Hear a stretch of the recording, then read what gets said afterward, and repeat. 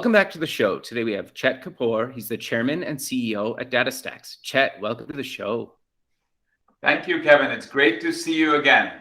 Yeah, I'm excited to have you back on the show. You did the radio version of the show, and I think we had a really good conversation, and I wanted to do a little bit of a deeper dive into what we're going to talk about today. But maybe before we get into that, let's get to know you a little bit better and start off with where you grew up. Sure. Born and brought up in Calcutta, India. Cool. Avid reader. Very, when I was very young, read a book called The Little Kingdom by Mike Moritz. For those of you that don't know who Mike is, he was a Times reporter and became a general partner at Sequoia, and actually made Sequoia awesome.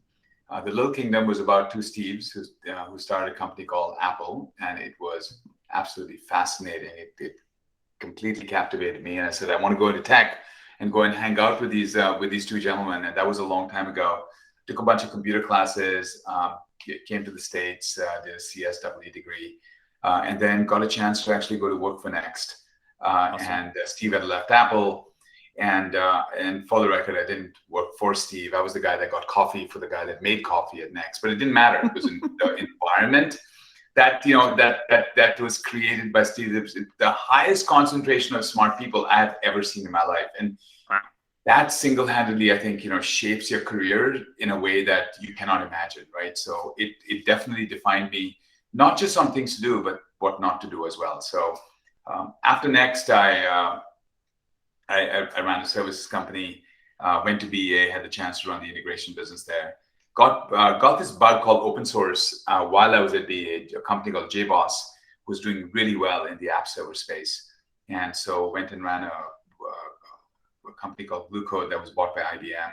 Got a chance to hang out at IBM, run a very large team across multiple geographies.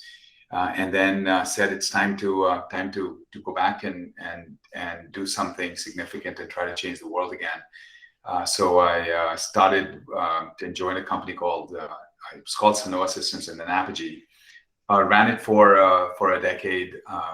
Build a product, build a market around it, the API management market. Google acquired us, took it public, and then Google acquired us. Spent some time at Google doing the transition. And then the last thing I did at Google was had an opportunity to actually run education across Google for a while, and that was super interesting. So a very eclectic background, but it has been a very exciting journey, and I'm deeply thankful and humbled by having the chance to build products that developers love and things that enterprise really want to buy so that they can change their trajectory. Sure. No, I think that's really awesome. So what exactly is DataStax, and why did you decide to actually go and work at DataStax? Great question. So let me talk about why DataStax first, and then we'll talk about what is DataStax. So it was, I was, again, back to the humbled part. I was very humbled by all the opportunities came my way when I decided to do something outside of Google. And for the first time, I actually had to put together a spreadsheet, right? And say, how do I think about this? Doing, here are the criteria, here's how you weigh them, and actually rate them, right? And so the 4 criteria that I put together was product market fit, total addressable market, people, and then the last thing was durability. And durability is a Jeff Bezos word, but I really like it because it's some combination of culture and P&L, right, coming together. And so I applied that criteria across the board, and here's how DataStax rated, right? Product market fit, if you think about a triangle, Apache Cassandra is on top of the triangle, right? And you think about the number of developers being the x-axis and complexity being, or scale being the y-axis. Apache Cassandra rocks, right? And so every application that has any scale uses it, right? Netflix, right. Apple, Starbucks, anything like that. Total addressable market after cloud, data is the second fastest growing market, and the growth rates are just phenomenal. It's very big. people. This is the company that actually built, this great technology. And I had the opportunity to work with some really smart people that I knew wanted to, come back and, to try to put the band back together with a modified vision that we had from earlier. And then the last thing was durability, right?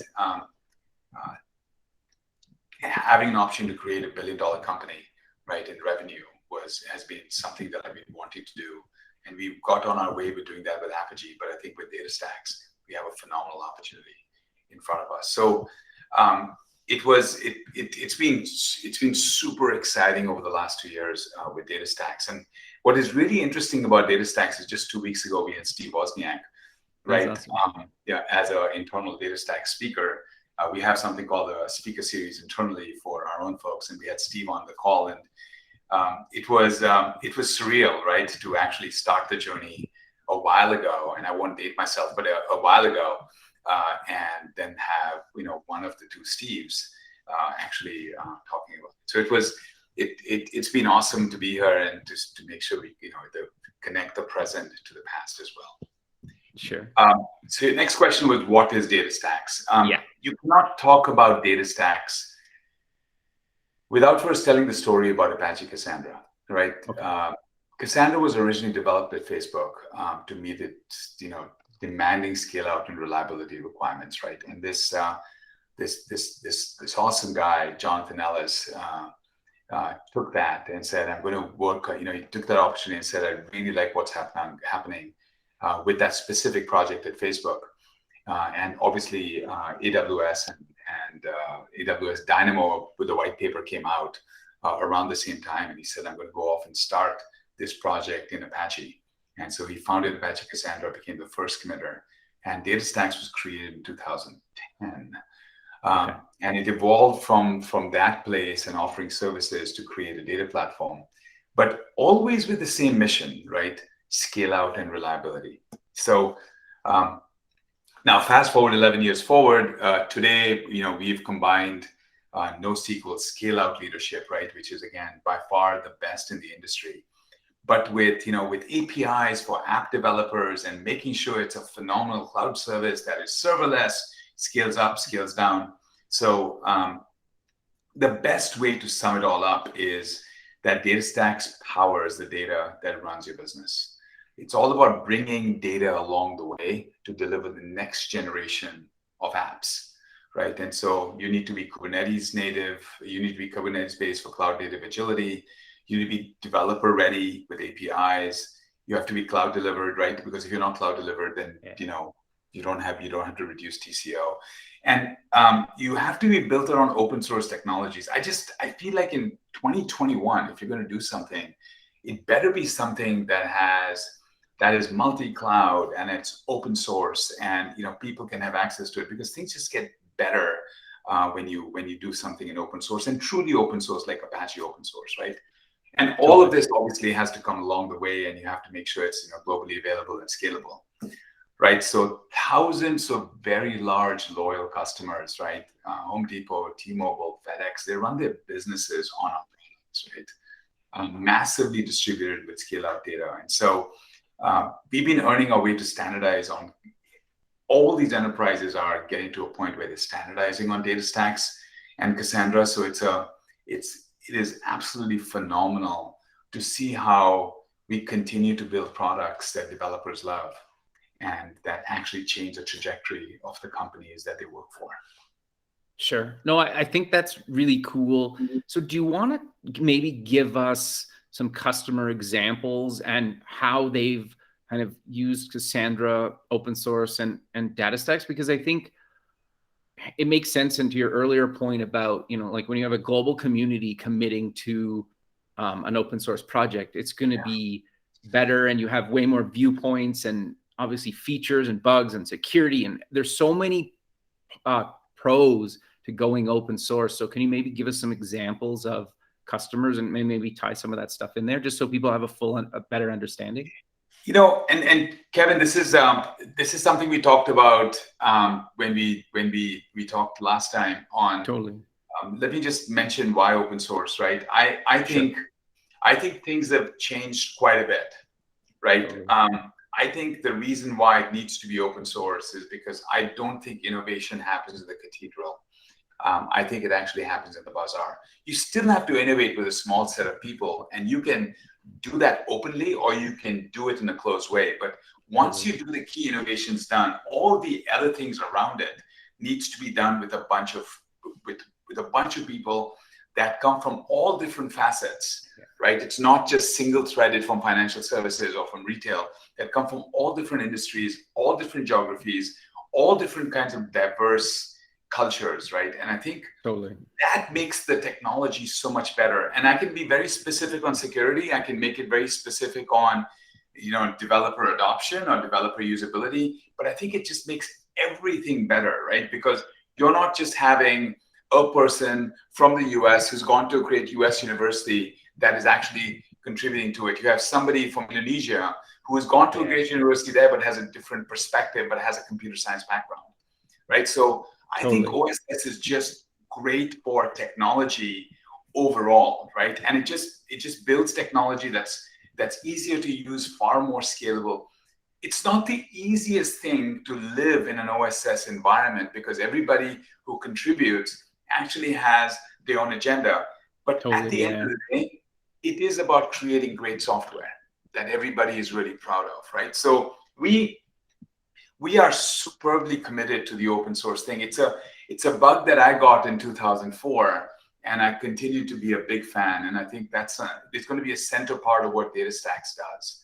So to the customer story, one of my favorite stories, I shouldn't say one of my favorite stories, is Home Depot, right? Okay. And there's lots of examples, right? I can talk about Starbucks, I can talk about FedEx, but Home Depot, the pandemic hit, and they wanted to launch curbside pickup in less than 30 days. In less than 30 days, right? Wow. So the in-store traffic dropped significantly due to COVID, but the customer demand remained high. I mean, what were you doing? What was I doing? We were staying at home. So we were doing home projects, right? So they use Cassandra and DataStax, right? So they use Apache Cassandra and DataStax in an open data stack that's based on Kubernetes. So Home Depot moved really fast because of things being cloud native and the technology that we provide, so that they could have scalability and reliability across their curbside pickup, right? This resulted in them increasing their Q2 sales of last year, right, 2020, by 100%, right? I mean, talk about things going to the bottom line. I mean, there are a lot of Home Depots in the US, right? And everybody had curbside in less than 30 days. Wow. That's incredible, right? It is absolutely incredible, right? Or, you take the other example of FedEx, right? Every time you check, you put in a tracking number and you want to get a response, or you say, send me a text if something happens. All of that is done on DataStax technology. Right. So the entire shipping infrastructure for FedEx runs on DataStax. Right. Cool. That is a lot to be proud of. Imagine just how many people come to a house to deliver things today versus they did 18 months ago. And all of that scale, and by the way, it's visible on FedEx stock, it's visible on how they're growing, the number of people they're bringing on board, all that scalability. And Cassandra has just kept up with it seamlessly, right? There's so much to be proud of, right? It is just, I can go on and on talking about every customer. We're really, really, really proud of what we do for these customers every day. And I can tell you with confidence that they are very appreciative as well. No, that's really great. So you talk about kind of data, and I think obviously collecting it, you get different quality of data depending on where people are at in their journey and how much they've collected. But how do you help with data standardization, and kind of why do you think that's so important? Because I think at the end of the day, the more data and good data you can collect, the better you can serve internally and your external customer. What's your thoughts around that? So enterprises started, right? If you were Uber, there was no transformation to do. You were born into what I call a digital native world, right? You didn't know any other world. But a large portion of the global 2000 are not Uber, right? And they've been in business for hundreds or tens of years and hundreds of years, right? And so the next question is, when they start the digital transformation, and it started about 15 years ago, the first phase was mobile, right? I need to have an app that runs on a mobile device. The second phase of digital transformation was all about cloud computing, right? Let me go off and start going towards cloud. And by the way, mobile and cloud continue to be the case. But the third and the final mile of digital transformation is all about data, right? And data is by far the hardest phase of digital transformation, right? Data is at the heart of every enterprise that creates value for the enterprise. You cannot win without data, right? And so if you really think about it, how do companies like Amazon and Uber and others win? Because they are data first. It's all about what they do with the data they have and the data that they capture, right? So if you think about what are the problems that enterprises have, right? The old architectures they have do not meet the need for scale or for agility, right? Those are the two things, right? So let me dig a little deeper, right? Enterprises and developers are faced with three problems, right? There's a need for speed because the disruptors are everywhere, right? Every company out there is getting disrupted one way or the other. And these companies have to respond, and they have to respond by making decisions in real time, just like their digital native disruptors are. The second problem they have is data is spread across many platforms. These companies have been successfully in business for decades, right? So these real-time silos make it really hard for developers to get agility, because as a customer, you really don't care how a company is organized, right? You care about getting the data that you need, right? And instantly, right? And it's almost like, even with the digital native like Uber, right? I don't care whether I'm going for rideshare or whether I'm going for Uber Eats or whatever else, right? I care about interacting with Uber, and I want all aspects of Uber to serve me, right? If you're a digital immigrant and you've been in business for 30, 40, 50 years, bringing those two silos together is much harder than you think, right? And then it's really complicated. And the third part is legacy systems, right? Legacy systems are expensive, and they really make it hard to scale, because before it was all about, hey, let me have a relational database, right? Now I'll go off and make that happen. And now with everything that people want to do around the actual transaction is far more important, right? So the answer to all these questions, to making sure that you really nail the data piece of digital transformation and solve the speed, the data sprawl, the legacy systems, the answer to all of that is actually standardization. It's about putting data into a consistent format that allows you to use it in real time, right? Yeah, and so it's how you simplify these data environments to unlock the power of data. And I think the thing that a lot of people forget, right, that a successful standardization project is not just about technology. Obviously, we are geeks. We love creating awesome products, but it's also about people and process, right? If you look at it from an enterprise's point of view, the technology needs to be, we talked about this, needs to be Kubernetes based. It needs to have APIs. It needs to be serverless. It needs to be open source. It needs to be available on multi-clouds.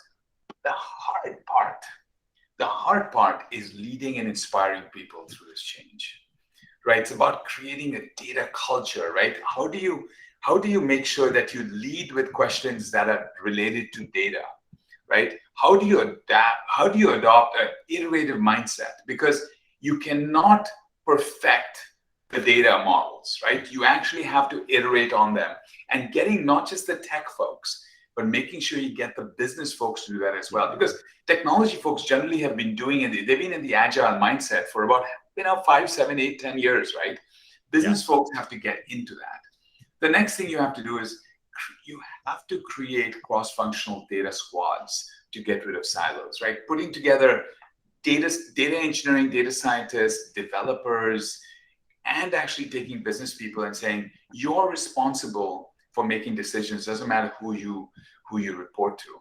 And then finally, and this is a conversation I have with CEOs, boards, CIOs, about having a data ops initiative. It's not what the silo says, right? We just talked about Uber earlier. Right. It's not the ride share and the eats part. Obviously, you can have business people do that, but having a enterprise-wide, standardized view on data makes all the difference. So we're spending a lot of time, and I'm personally spending a lot of time with CEOs and COOs and CIOs, talking about where they're in the journey and what we are bringing and what we are learning that helps them, not just on the tech part, obviously that's the business we're in, but also on the people and process part, so they can accelerate this part of the journey.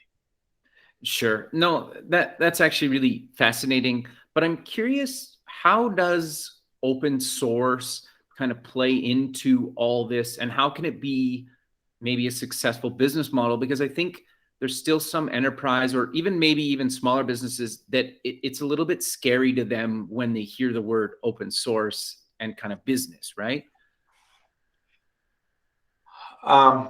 Yeah. So like I said, the two things, I'll just quickly go through them. One is, I think you have to, if you're going to start today, you have to start with open source technology, primarily Sure. Because innovation, I think, happens in the bazaar, not the retrieval.